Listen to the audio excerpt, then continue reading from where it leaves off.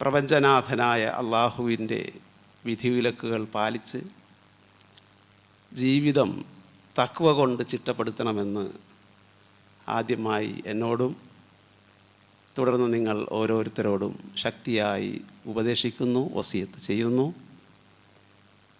റബ്ബുൽ ആലമീനായ തമ്പുരാൻ യഥാർത്ഥ മുത്തക്കികളായി ജീവിച്ച് മരിക്കാൻ നമുക്കേവർക്കും തൗഫീക്ക് നൽകി അനുഗ്രഹിക്കുമാറാകട്ടെ.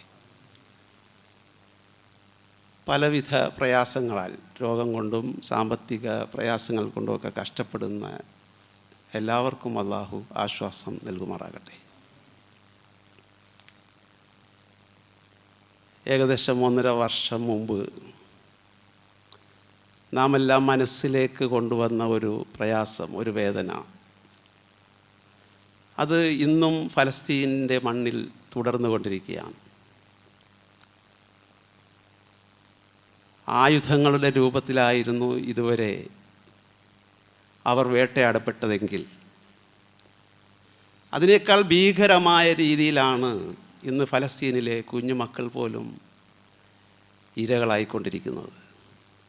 അതികഠിനമായ വിശപ്പിൻ്റെ വിളി സഹിക്കാൻ വയ്യാതെ പ്രയാസപ്പെടുന്ന സംഭവങ്ങളാണ് ഫലസ്തീനിൽ നിന്നും റിപ്പോർട്ട് ചെയ്യപ്പെടുന്നത്. ആദ്യം അവർ ആയുധങ്ങൾ കൊണ്ട് അവരുടെ ഭവനങ്ങൾ തകർത്തു, അവരുടെ വിദ്യാഭ്യാസ സ്ഥാപനങ്ങൾ തകർത്തു, ആരാധനാലയങ്ങൾ തകർത്തു, അവർക്ക് വേണ്ടപ്പെട്ടവരെ കൂട്ടക്കശാപ്പ് ചെയ്തു. ഇന്ന് വിശപ്പ് കൊണ്ട് ഫലസ്തീനിലെ മക്കളെ കൊന്നൊടുക്കുകയാണ്. ഫറോവയുടെ ചരിത്രം നമുക്കറിയാം. ലോകത്തിലെ ഏകാധിപതിയും ധിക്കാരിയുമായ ഒരു ഭരണാധികാരി. ഫറോവ കുട്ടികളെ കൊന്നൊടുക്കി. തൻ്റെ അധികാരത്തിന്, തൻ്റെ സിംഹാസനത്തിന് ഭീഷണിയാകാൻ സാധ്യതയുണ്ട് എന്നറിഞ്ഞപ്പോൾ ജനിച്ച് വളരുന്ന കുഞ്ഞുമക്കളെ ഫറോവ കൊന്നൊടുക്കിയതായി ചരിത്രം പറയുന്നുണ്ട് ഈജിപ്തിൽ. എന്നാൽ ഇന്ന് നാം കണ്ടുകൊണ്ടിരിക്കുന്ന കൂട്ടക്കുരുതി അതിനേക്കാൾ മാരകമാണ്. ഒരു സ്വതന്ത്ര പരമാധികാര രാജ്യമായ ഫലസ്തീനിൽ കടന്നുകൊണ്ട് മറ്റൊരു രാജ്യം നടത്തുന്ന കൂട്ടക്കൊലയെ എന്ത് പേര് വിളിക്കണം എന്നുള്ളത് പോലും നമുക്ക് പറയാൻ കഴിയാത്ത അവസ്ഥയാണ്. ഏറ്റവും ഒടുവിൽ വരുന്ന കണക്ക് പ്രകാരം 60,000-ന് മുകളിൽ മരണസംഖ്യ എത്തിയിരിക്കുന്നു. ഇതിൽ ഞെട്ടിക്കുന്ന ഒന്ന്, 20,000-ഓളം വരുന്നത് കുഞ്ഞുമക്കളാണെന്നുള്ളതാണ്. അതിൽ തന്നെ 1 വയസ്സിന് മുമ്പുള്ള കുട്ടികൾ, നന്നേ ചെറിയ കുട്ടികൾ, 1000-ഓളം വരുന്ന കുരുന്നും മക്കളാണ് അവിടെ മരണപ്പെട്ടത്. കണക്കുകൾ വ്യക്തമാക്കുന്നതനുസരിച്ച് ഓരോ മാസവും 1000-ന് മേൽ കുഞ്ഞുങ്ങൾ അവിടെ വധിക്കപ്പെടുന്നു എന്നുള്ളതാണ്. അതോട് ഒപ്പം തന്നെയാണ് ഇപ്പോൾ പട്ടിണി മരണങ്ങൾ റിപ്പോർട്ട് ചെയ്യപ്പെടുന്നത്. 1000 കവിഞ്ഞ പട്ടിണി മരണങ്ങൾ. നമുക്കറിയാം വിശപ്പ് എന്നതിൻ്റെ വികാരം.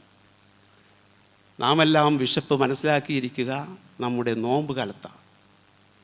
1-2 നേരം ഭക്ഷണം കഴിക്കാതിരിക്കുമ്പോഴുള്ള വിശപ്പിൻ്റെ തീവ്രത മാത്രമേ നമ്മൾ അനുഭവിച്ചിട്ടുള്ളൂ.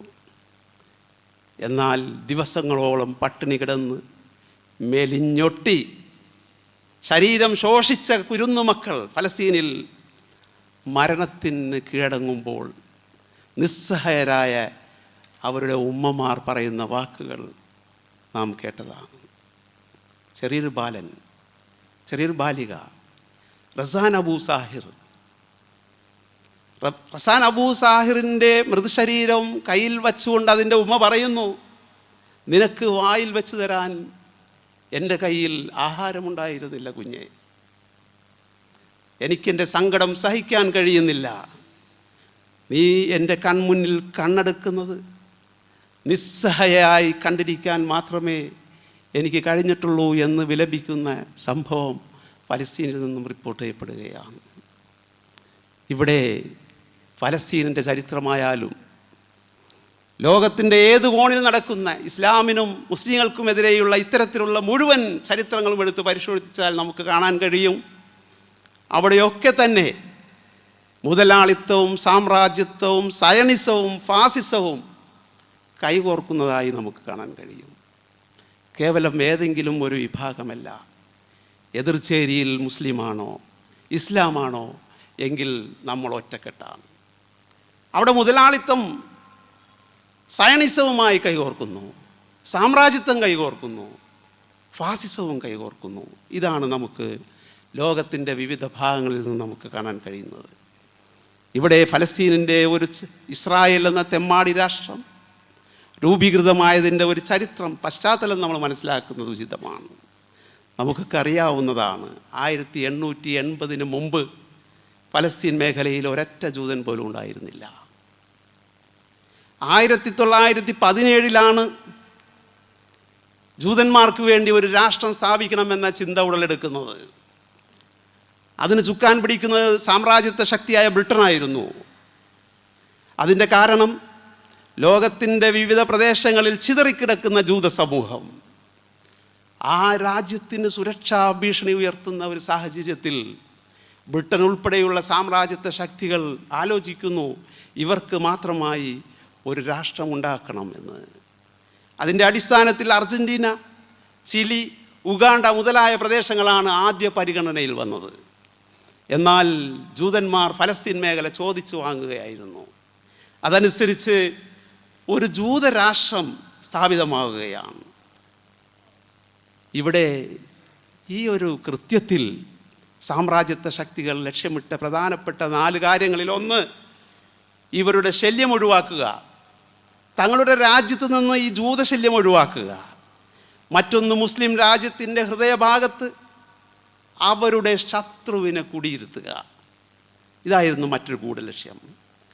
മറ്റൊന്ന്, അന്ന് വ്യാപിച്ചുകൊണ്ടിരുന്ന ഉസ്മാനിയ ഖിലാഫത്ത്, അതിൻ്റെ വ്യാപ്തി തടയുക എന്നൊരു ലക്ഷ്യവും ഇതിൻ്റെ പിന്നിലുണ്ടായിരുന്നു. അതുപോലെ തന്നെ മറ്റൊരു സ്വാർത്ഥ താല്പര്യം ഇതിന് പിന്നിൽ ഒളിഞ്ഞിരുന്നത് മുസ്ലിങ്ങളെ നിരന്തരമായി സംഘർഷത്തിലാക്കുകയും അങ്ങനെ തങ്ങളുടെ സാമ്പത്തികവും സൈനികവുമായ താല്പര്യങ്ങൾ മേഖലകളിൽ സംരക്ഷിക്കപ്പെടുകയും ചെയ്യുക. ഈ ലക്ഷ്യങ്ങൾ മുൻനിർത്തിക്കൊണ്ട് 1948 8 ലക്ഷം വരുന്ന തദ്ദേശീയരെ കുടിയൊഴിപ്പിച്ചുകൊണ്ട് 56,000-ഓളം ജൂതന്മാരെ കുടിയിരുത്തിക്കൊണ്ട് ഇസ്രായേൽ എന്നൊരു രാജ്യം രൂപീകരിക്കപ്പെടുന്നത്. അതിനുശേഷം ഇന്നോളമുള്ള ചരിത്രം നമ്മളൊന്ന് പരിശോധിച്ചാൽ നമുക്കറിയാം, വിരുന്ന് വന്നവർ വീട്ടുകാരായി എന്ന് പറയുന്നത് പോലെയാണ് കാര്യങ്ങളുടെ അവസ്ഥ. ഇന്ന് വിശന്ന് പൊരിയുന്ന അവിടെ പിഞ്ചു മക്കൾക്ക് ഒരല്പം ആഹാരം എത്തിക്കണമെങ്കിൽ ഇസ്രായേൽ സമ്മതിക്കണം. അതിർത്തിയിൽ കാത്തുകെട്ടിക്കിടക്കുന്ന ട്രക്കുകൾ ഏതൊരു സമയത്തും അതിർത്തി തുറക്കാമെന്ന സാഹചര്യം നിലവിലുണ്ടായിരുന്നപ്പോൾ നാം കരുതി അതിർത്തി തുറക്കുന്നതോടുകൂടി അവരുടെ കഷ്ടപ്പാടുകൾ നീങ്ങുമെന്ന്. പക്ഷേ അതല്ല സംഭവിച്ചത്.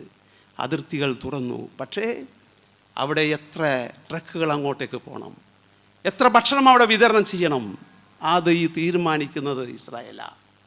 ഇസ്രായേലിൻ്റെ കനിവില്ലാതെ അവിടെ ഒരു റൊട്ടി കഷ്ണം പോലും ഫലസ്തീനിൻ്റെ മണ്ണിൽ എത്താത്ത ഒരവസ്ഥയാണ് നിലവിലുള്ളത്. ഇത്തരം ഒരു സാഹചര്യത്തിൽ നാം മനസ്സിലാക്കേണ്ട ഒരു സംഗതി, ഫലസ്തീനികൾ അതിക്രൂരമായി പീഡിപ്പിക്കപ്പെടുന്നു എന്ന് നാം പറയുന്നു. ഫലസ്തീനികളെ അള്ളാഹു പരീക്ഷിക്കുന്നു എന്നും നാം പറയുന്നു. ഇവിടെ നാം ഒരു കാര്യം മനസ്സിലാക്കേണ്ടത്, ഫലസ്തീനികളെ അള്ളാഹു പരീക്ഷിക്കുന്നത് അനുഗ്രഹങ്ങളൊക്കെ തടഞ്ഞുകൊണ്ടാണ്. ഉറ്റവരെ അവർക്ക് തടഞ്ഞു, ഭക്ഷണങ്ങൾ തടഞ്ഞു, അവരുടെ ഭവനങ്ങൾ, അവരുടെ വിദ്യാഭ്യാസ സ്ഥാപനങ്ങൾ, വസ്ത്രം മുതലായ എല്ലാം തടഞ്ഞുകൊണ്ടാണ് അള്ളാഹു ഫലസ്തീനികളെ പരീക്ഷിക്കുന്നതെങ്കിൽ അതിനൊരു മറുവശമുണ്ട്. നമ്മളെ അള്ളാഹു പരീക്ഷിച്ചു കൊണ്ടിരിക്കുന്നത് ഇതൊക്കെ നൽകിക്കൊണ്ടാണ്. അള്ളാഹുവിൻ്റെ പരീക്ഷണം തടഞ്ഞുകൊണ്ട് മാത്രമല്ല, നൽകിക്കൊണ്ടും അള്ളാഹു പരീക്ഷിക്കും.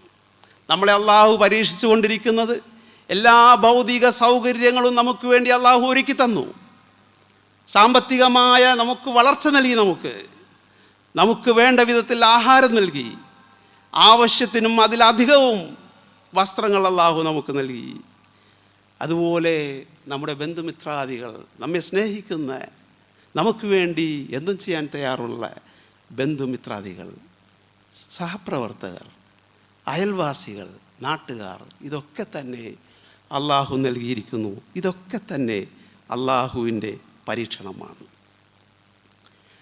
ഇനി നാം ഒന്ന് ആലോചിച്ച് നോക്കുക. ഒരു ഭാഗത്ത് അള്ളാഹു തടഞ്ഞുകൊണ്ട് പരീക്ഷിക്കുമ്പോൾ മറുഭാഗത്ത് അള്ളാഹു നൽകിക്കൊണ്ട് പരീക്ഷിക്കുന്നു. ഇതിലേത് പരീക്ഷണമാണ് ഏറ്റവും കടുത്ത പരീക്ഷണം എന്നുള്ളത് നമ്മളൊന്ന് ആലോചിച്ച് നോക്കുക. നമ്മൾ മനസ്സിലാക്കുന്നു ഫലസ്തീനിലെ പരീക്ഷണമാണെന്ന്. എന്നാൽ നമ്മൾ അറിയണം, അള്ളാഹു അനുഗ്രഹങ്ങൾ നൽകിക്കൊണ്ട് നമ്മളെ പരീക്ഷിക്കുന്നുണ്ടെങ്കിൽ അതാണ് ഗൗരവമുള്ള പരീക്ഷണം. അനന്തരഫലം വിമർശനാത്മകമായി വിശകലനം ചെയ്യുമ്പോൾ നമുക്ക് മനസ്സിലാക്കാൻ കഴിയുന്ന ഒരു സംഗതി, ഫലസ്തീനിൽ നിന്നും ഓരോ ദിവസവും അവിടെ നിന്ന് പറന്നു പോകുന്നത് അള്ളാഹുവിൻ്റെ അനുഗ്രഹീത സ്വർഗത്തിലേക്കാണെങ്കിൽ, അള്ളാഹു നൽകിയ അനുഗ്രഹങ്ങളിൽ അള്ളാഹുവെ മറന്നുകൊണ്ട് ഭൗതിക ഭ്രമത്തിൽ ജീവിക്കുന്ന മനുഷ്യൻ, അവൻ്റെ അനന്തരഫലം എന്തായിരിക്കുമെന്ന് നമ്മളൊന്ന് ആലോചിച്ച് നോക്കുക. ഫലത്തിൽ അള്ളാഹു നൽകിക്കൊണ്ടുള്ള സകലമാന അനുഗ്രഹങ്ങളും വാരിക്കോരിക്കൊണ്ട് അള്ളാഹു നൽകി നമ്മെ പരീക്ഷിക്കുന്നുണ്ടെങ്കിൽ ആ പരീക്ഷണമാണ് കടുത്ത പരീക്ഷണം എന്ന് നാം തിരിച്ചറിയേണ്ടതുണ്ട്. തുമ്മല തുസ്അലുന്ന യൗമ ഇതിൻ അനിന്നഴയും വിശുദ്ധ ഖുർആൻ നമ്മെ പഠിപ്പിക്കുന്നത് അതാണ്. ചോദ്യം ചെയ്യപ്പെടും. നിങ്ങൾക്ക് നൽകപ്പെട്ട മുഴുവൻ അനുഗ്രഹങ്ങളെ സംബന്ധിച്ചും നിങ്ങൾ ചോദ്യം ചെയ്യപ്പെടുക തന്നെ ചെയ്യുമെന്ന വിശുദ്ധ ഖുർആൻ്റെ കൽപ്പന നെഞ്ചോട് ചേർത്ത് വച്ച് വേണം ഈ അനുഗ്രഹങ്ങളെ നമ്മൾ സമീപിക്കാൻ. അതുകൊണ്ട് തന്നെ ഈ വിഷയത്തിൽ നമുക്കുണ്ടായിരിക്കേണ്ട വലിയൊരു വീണ്ടും വിചാരമുണ്ട്. നാം നമ്മെ തിരിച്ചറിയുക എന്നതാണ്. ആരാണ് നാം? എന്തിനാണ് നാം ഈ ലോകത്തിലേക്ക് വന്നത്? എന്താണ് അള്ളാഹു നമ്മുടെ ജീവിതം കൊണ്ട് അള്ളാഹു എന്താണ് ലക്ഷ്യമിട്ടത്? ഏതെങ്കിലും രീതിയിലുള്ള ദൗത്യം അള്ളാഹു നമ്മളെ ഏൽപ്പിച്ചിട്ടുണ്ടോ? ഇതിനെ സംബന്ധിച്ചൊരു ചിന്ത, ഒരു വീണ്ടും വിചാരം നമുക്ക് ഈ സന്ദർഭത്തിൽ ഉണ്ടാകേണ്ടത് ആവശ്യമാണ്. വിശുദ്ധ ഖുർആൻ സൂറത്തുൽ അഹ്സാബിലെ 72-ാമത്തെ ആയത്തിൽ അള്ളാഹു പറഞ്ഞു, ഇന്നാ അറളിനൽ അമാനത അല സമാവാതി വൽ അർള്. തീർച്ചയായും നാം ഒരു അമാനത്ത് ആകാശഭൂമികളുടെ മുമ്പിൽ സമർപ്പിച്ചു. വൽ ജിബാൽ, പർവ്വതങ്ങളുടെ മുമ്പിലും സമർപ്പിച്ചു. ഭൂമിയിൽപ്പെട്ടതാണ് പർവ്വതമെങ്കിലും ഭൂമിയിലുള്ള അതിശക്തമായ ശക്തിയുള്ള ഒരു സംഗതി അള്ളാഹു പ്രത്യേകം എടുത്തു കാണിക്കുകയാണ്. എന്നിട്ട് പറഞ്ഞു, ഈ അമാനത്ത് ഏറ്റെടുക്കാൻ തയ്യാറുണ്ടോ എന്നതാണ് അള്ളാഹുവിൻ്റെ ചോദ്യം. ഫഅബൈന അൻ യഹ്മിൽനഹാ, അവയെല്ലാം തന്നെ ആ അമാനത്ത് ഏറ്റെടുക്കാൻ തയ്യാറായില്ല, വിസമ്മതിച്ചു. അഷ്ഫഖ്ന മിൻഹാ, അവർ ഭയപ്പെട്ടു.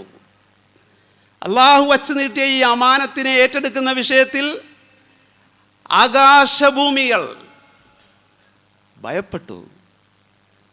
പക്ഷേ വഹമലഹൽ ഇൻസാൻ, മനുഷ്യൻ അത് ഏറ്റെടുത്തു. ഇന്നഹു കാന വലൂമൻ ജഹൂല, അവൻ അക്രമിയും വിഡ്ഢിയുമാണ്. അത് മറ്റൊരർത്ഥത്തിലാണ് പറഞ്ഞത്. അപ്പോൾ ആകാശഭൂമികൾ ഏറ്റെടുക്കാൻ വിസമ്മതിച്ച ഒരു അമാനത്ത് മനുഷ്യൻ ഏറ്റെടുത്തപ്പോൾ എന്താണ് ആ അമാനത്ത് എന്ന് തിരിച്ചറിയാനുള്ള ബാധ്യത നമുക്കില്ലേ? ഏറ്റവും വിശാലമായ ആകാശം, ഭൂമി, ശക്തി ഉള്ള പർവ്വതങ്ങൾ, വലിയ വലിയ പർവ്വതങ്ങൾ, ഇവയൊക്കെ തന്നെ നിരാകരിച്ച്, ഏറ്റെടുക്കാൻ മടിച്ച്, അനന്തരഫലമോർത്ത് ഭയന്നുകൊണ്ട് വിസമ്മതിച്ച് ആ അമാനത്ത് സധൈര്യം ഏറ്റെടുക്കാൻ ഒരു മനുഷ്യൻ മുന്നോട്ട് വരുമ്പോൾ രണ്ട് കാര്യങ്ങൾ നമ്മളവിടെ മനസ്സിലാക്കണം. ഒന്ന്, ആരാണ് ഈ മനുഷ്യൻ? അപ്പോഴാണ് ഈ അമാനത്തിനെ സംബന്ധിച്ച് നമുക്ക് ബോധ്യമാവും. ആരാണ് ഈ മനുഷ്യൻ? അവൻ ശരീരം മാത്രമല്ല, മനസ്സും ആത്മാവുമുള്ളവനാണ്, ബുദ്ധിയും ചിന്താശേഷിയുമുള്ളവനാണ്, തീരുമാനങ്ങൾ എടുക്കാനുള്ള പ്രാപ്തിയുള്ളവനാണ്. ഇതാണ് മനുഷ്യൻ്റെ പ്രത്യേകത.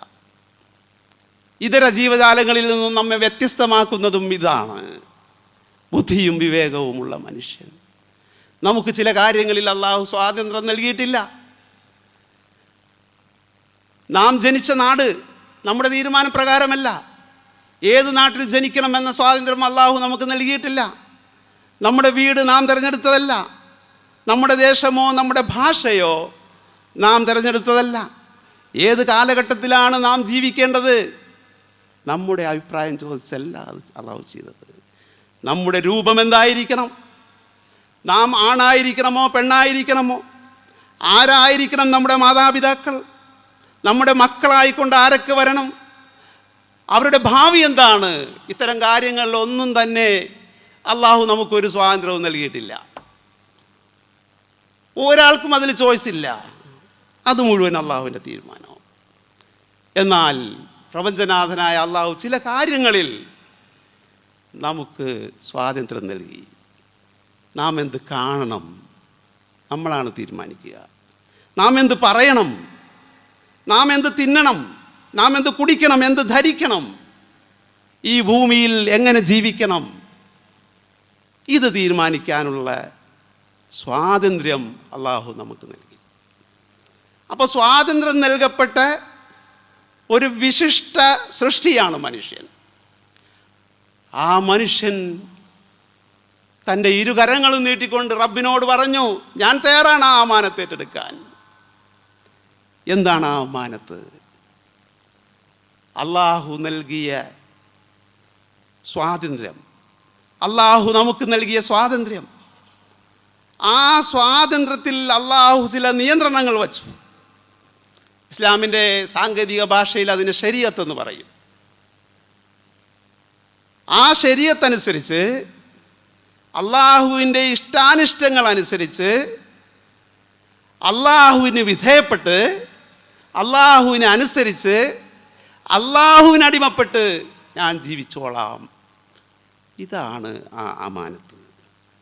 അഥവാ അള്ളാഹുവിൻ്റെ പ്രതിനിധിയായി ഈ ഭൂമിയിൽ അള്ളാഹു ഇഷ്ടപ്പെടും പ്രകാരം ഏതൊന്നാണോ അള്ളാഹു കൽപ്പിക്കുന്നത് അതിനനുസരിച്ച് ഞാനിവിടെ ജീവിച്ചോളാം എന്ന് സമ്മതിക്കുകയാണ് ഈ അമാനത്ത് ഏറ്റതിലൂടെ മനുഷ്യൻ ചെയ്യുന്നത്. അപ്പോൾ സ്വാതന്ത്ര്യം നൽകപ്പെട്ട റബ്ബിൻ്റെ ഒരു സൃഷ്ടി, ആ സ്വാതന്ത്ര്യം ഉണ്ടായിരിക്കെ തന്നെ റബ്ബ് സുബ്ഹാനഹു വ തആലയെ അനുസരിക്കുമ്പോൾ ആ മനുഷ്യൻ അള്ളാഹുവിൻ്റെ ഖലീഫയായി മാറും, പ്രതിനിധിയായി മാറും. അങ്ങനെ വരുമ്പോൾ അള്ളാഹുവിൻ്റെ പ്രതിനിധിയായിക്കൊണ്ട് നാം മാറുമ്പോൾ അതിൻ്റെ പ്രധാനപ്പെട്ട ഒരു താല്പര്യമായി വരുന്നത് നമ്മുടെ ഇബാദത്ത് അള്ളാഹുവിനായിരിക്കുക. നമ്മുടെ ജീവിതം സമ്പൂർണ്ണമായിക്കൊണ്ട് ജീവിതത്തെ സമ്പൂർണ്ണമായി അള്ളാഹുവിന് സമർപ്പിക്കുക. അള്ളാഹുവിൻ്റെ ഇഷ്ടങ്ങൾ ഏതാണോ, അള്ളാഹുവിൻ്റെ കൽപ്പനകൾ ഏതാണോ അതനുസരിച്ച് അത് മനസ്സിലാക്കി പഠിക്കുക എന്നുള്ളതാണ്. അപ്പോൾ മനുഷ്യൻ അമാനത്ത് ഏറ്റെടുത്തതോടുകൂടി അള്ളാഹുവിൻ്റെ ഇഷ്ടവും അള്ളാഹുവിൻ്റെ കൽപ്പനകളും മനസ്സിലാക്കാനുള്ള സാഹചര്യവും അള്ളാഹു ഒരുക്കി കൊടുത്തു. വേദങ്ങളിലൂടെയും പ്രവാചകന്മാരിലൂടെയും അള്ളാഹു അത് അറിയിച്ചു കൊടുത്തു. ഇതൊരു ഗൗരവമുള്ള ഒരു അമാനത്താണ്. ഈ അമാനത്തിൻ്റെ പ്രത്യേകത, അത് പാലിച്ചാൽ വലിയ പ്രതിഫലമാണ് ആ മനുഷ്യനുള്ളത്. അതിൽ വീഴ്ച വരുത്തിയാൽ വലിയ ശിക്ഷയാണ് ആ മനുഷ്യനുള്ളത്. ഈ അമാനത്താണ് മനുഷ്യൻ ഏറ്റെടുത്തത്. ഈ അമാനത്ത് ഏറ്റെടുക്കുന്നതോടുകൂടി അവൻ്റെ ജീവിതം പ്രപഞ്ചനാഥനായ റബ്ബിന് മുന്നിൽ സമർപ്പിക്കുകയാണ്. പിന്നെ തനിക്ക് മാത്രം ഒരു ഇഷ്ടമില്ല, തനിക്ക് പ്രത്യേകമായൊരു താല്പര്യമില്ല. തൻ്റെ ഇഷ്ടങ്ങളും തൻ്റെ അനിഷ്ടങ്ങളും തൻ്റെ താല്പര്യങ്ങളും ഒക്കെ തന്നെ അത് ഈ പ്രപഞ്ചനാഥനായ അള്ളാഹുവിൻ്റെ കൽപ്പനകൾക്ക് വിധേയമായി കൊണ്ടായിരിക്കും എന്ന് മനുഷ്യൻ തീരുമാനിക്കുകയാണ്. ഇതാണ് ആ അമാനത്ത്. ആ അമാനത്ത് ഏറ്റെടുക്കാൻ, അത് ഏറ്റെടുത്ത് നടത്താൻ നമുക്ക് ആവശ്യമായ ഒന്ന് ദൃഢവിശ്വാസമാണ്. അള്ളാഹുവിലുള്ള അചഞ്ചലമായ വിശ്വാസം, അള്ളാഹുവിൻ്റെ ദൂതന്മാരിൽ, അള്ളാഹുവിൻ്റെ വേദഗ്രന്ഥങ്ങളിലുള്ള അചഞ്ചലമായ വിശ്വാസം. നാളെ പാരത്രിക ലോകത്ത്, ഈ ലോക ജീവിതത്തിന് ശേഷം വരാനിരിക്കുന്ന ഒരു പരലോകത്തിലുള്ള ദൃഢമായ വിശ്വാസം. ഈ വിശ്വാസം അള്ളാഹുവിൻ്റെ പ്രതിനിധിക്ക് ഉണ്ടാവൽ ആവശ്യമാണ്. അങ്ങനെ വരുമ്പോൾ അവനിൽ വലിയ ക്ഷമയുണ്ടാകണം അവനിൽ. കാരണം അവനെ കാത്തിരിക്കുന്നത് പരീക്ഷണമാണ്. നേരത്തെ ഞാൻ പറഞ്ഞു, അത്തരം വ്യക്തികളും അത്തരം സമൂഹങ്ങളും എക്കാലവും വേട്ടയാടപ്പെട്ടിട്ടുണ്ട്. അത് സാമ്രാജ്യത്വ ശക്തികളിൽ ആയിരിക്കും ചില രാജ്യങ്ങളിൽ വേട്ടയാടപ്പെടുന്നത്. ചില രാജ്യങ്ങളിൽ ഫാസിസ്റ്റ് ശക്തികളായിരിക്കും, സയനിസ്റ്റുകളായി, അങ്ങനെയുള്ള മുതലാളിത്ത ശക്തികളാൽ ഒക്കെ തന്നെ വേട്ടയാടപ്പെടുന്ന സാഹചര്യമുണ്ടാകും. അവിടെയൊക്കെ നല്ല ക്ഷമ പാലിക്കാൻ, പരീക്ഷണങ്ങളിൽ ഉറച്ചു നിന്നുകൊണ്ട് അതിജയിക്കാൻ മനക്കരുത്ത് മനുഷ്യൻ നേടിയെടുക്കണം. അതുപോലെ തന്നെ ത്യാഗം ഇതിനൊരു അനിവാര്യ ഘടകമാണ്. ചിലതെല്ലാം അള്ളാഹു നമ്മിൽ നിന്നും പിടിച്ചു കൊണ്ടുപോകും. അള്ളാഹു നൽകിയപ്പോൾ സസന്തോഷം നാം സ്വീകരിച്ച പല കാര്യങ്ങളും ഒരു വേള അള്ളാഹു അത് തിരിച്ചെടുക്കുമ്പോൾ അവിടെ പതറിപ്പോകുന്നവനല്ല സത്യവിശ്വാസി. അള്ളാഹു നൽകിയ അനുഗ്രഹങ്ങൾ അതോരോന്നായി അള്ളാഹു തിരിച്ചെടുക്കുമ്പോൾ എല്ലാം അള്ളാഹു നൽകിയതാണ്, അൽഹംദുലില്ലാ എന്ന് പറയാൻ അള്ളാഹുവിൻ്റെ പ്രതിനിധിക്ക് കഴിയണം. ഇന്നാ ലില്ലാഹി വ ഇന്നാ ഇലൈഹി റാജിഊൻ. വേണ്ടപ്പെട്ടവർ നമ്മിൽ നിന്ന് വിട പറയുമ്പോൾ നാം പറയുന്ന വാക്യമാണ്. സകലതും അള്ളാഹുവിൻ്റേതാണ്, എല്ലാം അള്ളാഹുവിനുള്ളതാണ്. അള്ളാഹുവിലേക്ക് മടക്കപ്പെടേണ്ടവരാണ്. പരലോകത്തെ സംബന്ധിച്ച ദൃഢമായ വിശ്വാസം അള്ളാഹുവിൻ്റെ പ്രതിനിധിക്ക് ഉണ്ടാകൽ ആവശ്യമാണ്. അതുപോലെ തന്നെ ഇതിൻ്റെ ഏറ്റവും വലിയ ഒരു ലക്ഷ്യത്തിലേക്കാണ് ഇനി ഞാൻ നിങ്ങളുടെ ശ്രദ്ധ ക്ഷണിക്കുന്നത്. അള്ളാഹു നമ്മോട് പറഞ്ഞു, വഅ്തസിമൂ ബിഹബിലില്ലാഹി ജമീഅൻ വലാ തഫറഖു. അള്ളാഹുവിൻ്റെ പാശത്തെ നിങ്ങൾ മുറുകെ പിടിക്കുക. ഏതാണ് അള്ളാഹുവിൻ്റെ പാശം? അള്ളാഹുവിൻ്റെ പ്രതിനിധിയായി ഭൂമിയിൽ ജീവിച്ചോളാമെന്ന് സമ്മതിച്ച നാം മുറുകെ പിടിക്കുന്നത് എന്താണോ അതാണ് അള്ളാഹുവിൻ്റെ പാശം. അവിടെ വിശുദ്ധ ഖുർആൻ നമ്മോട് പറഞ്ഞത് വഅ്തസിമൂ ബിഹബിലില്ലാഹി ജമീഅൻ എന്നാണ്. ഒറ്റക്കെട്ടായി നിങ്ങൾ മുറുകെ പിടിക്കണം. വലാ തഫറഖു, നിങ്ങൾ ഭിന്നിക്കരുത്. അള്ളാഹുവിൻ്റെ പ്രാതിനിധ്യം, അള്ളാഹു നമുക്ക് നൽകിയ പ്രാതിനിധ്യം യഥാവിധി നടപ്പാക്കുന്ന ഒരു സത്യവിശ്വാസി അവൻ സമൂഹത്തിലൊരിക്കലും ഛിദ്രത ആഗ്രഹിക്കാത്തവനായിരിക്കും. ഉമ്മത്തിൻ്റെ ഏകീകരണം അവൻ്റെ ലക്ഷ്യമായിരിക്കും. മുസ്ലിം സമൂഹം ഛിന്ന ഭിന്നമായി കിടക്കുന്ന ഈ സമൂഹം, അതിൻ്റെ ഏകീകരണം, ഉമ്മത്തിൻ്റെ ഏകീകരണം എന്ന് ഞാൻ പറയുമ്പോൾ വിശുദ്ധ ഖുർആൻ നമ്മെ പഠിപ്പിക്കുന്ന അതുതന്നെയാണ് വിശുദ്ധ ഖുർആൻ പഠിപ്പിക്കുന്നത്. ഇവിടെ അല്ലാഹു സുബ്ഹാനഹു വ തആല ഉമ്മത്തിൻ്റെ ഏകീകരണത്തെ രണ്ട് കാര്യങ്ങളിൽ കോർത്തിണക്കിയതായി വിശുദ്ധ ഖുർആൻ നമ്മെ പഠിപ്പിക്കുന്നുണ്ട്. അതിലൊന്ന് വിശുദ്ധ ഖുർആനിലെ സൂറത്തുൽ അംബിയാ 92-ാമത്തെ ആയത്തിൽ ഇന്ന ഹാദിഹി ഉമ്മത്തുക്കും ഉമ്മത്തം വാഹിദ വ അന റബ്ബുക്കും ഫഅബ്ദൂൻ എന്ന് നമുക്ക് കാണാൻ കഴിയും. എന്താണ് അള്ളാഹു പറഞ്ഞത്? തീർച്ചയായും ഈ ഒരു ഉമ്മത്ത്, നിങ്ങളുടെ ഉമ്മത്ത് ഉമ്മത്തം വാഹിദ, ഒരൊറ്റ ഉമ്മത്താണ്. വ അന റബ്ബുക്കും, ഞാനാണ് നിങ്ങളുടെ റബ്ബ്. അപ്പം ഞാനാണ് നിങ്ങളുടെ റബ്ബ്. നിങ്ങളുടെ ഉമ്മത്ത് ഒരൊറ്റ ഉമ്മത്താണ്. ഫഅബ്ദൂൻ, അതുകൊണ്ട് നിങ്ങൾ എനിക്ക് ഇബാദത്ത് ചെയ്യണം.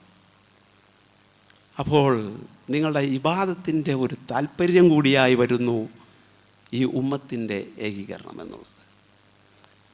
അള്ളാഹുവിൻ്റെ ദീനനുസരിച്ച് ജീവിക്കാൻ നാം സന്നദ്ധനാകുമ്പോൾ, അള്ളാഹുവിൻ്റെ ഇഷ്ടാനിഷ്ടങ്ങൾക്കൊത്ത് ജീവിതം ചിട്ടപ്പെടുത്താൻ നാം തയ്യാറാകുമ്പോൾ ഈ ഉമ്മത്തിൻ്റെ ഏകീകരണം കൂടി നമ്മുടെ താല്പര്യമായി മാറുന്നു എന്ന് ചുരുക്കം.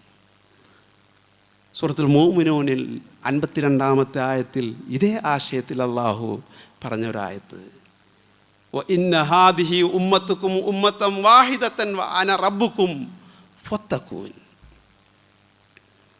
നേരത്തെ ആയത്തിൽ ഫഅബ്ദൂൻ എന്നാണെങ്കിൽ സൂറത്തുൽ മൂമിനൂനിൽ പറഞ്ഞ ഭാഗത്ത് ഫത്തക്കൂൻ എന്നാണ്. അഥവാ ഈ സമൂഹം, നിങ്ങളുടെ ഈ സമൂഹം ഒറ്റ സമൂഹമാണ്, ഒറ്റ ഉമ്മത്താണ്, ഞാനാണ് നിങ്ങളുടെ റബ്ബ് എന്ന് പറഞ്ഞ അള്ളാഹു ഫത്തക്കൂൻ, അതുകൊണ്ട് നിങ്ങൾ എന്നോട് തഖ്വ പുലർത്തി ജീവിക്കുക, എന്നെ ഭയന്ന് എൻ്റെ കൽപ്പനകൾ പാലിച്ച് നിങ്ങൾ ജീവിക്കുക. ഇതാണ് അള്ളാഹു അവിടെ ആവശ്യപ്പെട്ടത്. അപ്പം തഖ്വയുടെ താല്പര്യവും ഉമ്മത്തിൻ്റെ ഏകീകരണമായി വരികയാണ്. തഖ്വ കൊണ്ടുണ്ടാകേണ്ടത്, ഇബാദത്ത് കൊണ്ടുണ്ടാകേണ്ടത്, ഉണ്ടാകേണ്ട പല കാര്യങ്ങളിൽ പ്രധാനപ്പെട്ട ഒരു കാര്യമായി കൊണ്ട് ഈ ഉമ്മത്തിൻ്റെ ഏകീകരണം വരുന്നു എന്നാണ് ഈ ആയത്തുകൾ നമ്മെ പഠിപ്പിക്കുന്നത്. അപ്പോൾ മാത്രമാണ് ഞാൻ നേരത്തെ പറഞ്ഞ ഖിലാഫത്ത്, അള്ളാഹു നമ്മെ ഏൽപ്പിച്ച പ്രാതിനിധ്യം യഥാവിധി പൂർത്തീകരിക്കാൻ നമുക്ക് കഴിയൂ എന്ന് വിശുദ്ധ ഖുർആൻ ഈ ഭാഗത്ത് അടിവരയിടുകയാണ്. അതിന് വിരുദ്ധമായ ഏതേത് ചിന്താഗതികൾ, ഏതേത് വാക്കുകൾ, ഏതൊരു പ്രവർത്തനങ്ങളും അള്ളാഹു നിങ്ങളെ ഭൂമിയിൽ അയച്ച ലക്ഷ്യത്തിൽ വരുന്നില്ല എന്നാണ് വിശുദ്ധ ഖുർആൻ നമ്മെ പഠിപ്പിക്കുന്നത്. റബ്ബ് സുബ്ഹാനഹു വ തആല ഖിലാഫത്തിൻ്റെ, അള്ളാഹു നൽകിയ പ്രാതിനിധ്യത്തിൻ്റെ എല്ലാ കാര്യങ്ങളും താല്പര്യങ്ങളും പൂർത്തീകരിച്ച് ജീവിച്ച് മരിക്കാൻ അള്ളാഹു നാമേവരെയും അനുഗ്രഹിക്കുമാറാകട്ടെ. അഖൂലു ഖൗലി ഹാദാ അസ്തഗ്ഫിറുല്ലാഹ ലീ വലക്കും വലിജമീഇൽ മുഅ്മിനീൻ വസ്തഗ്ഫിറൂഹു ഇന്നഹു ഹുവൽ ഗഫൂറുർ റഹീം.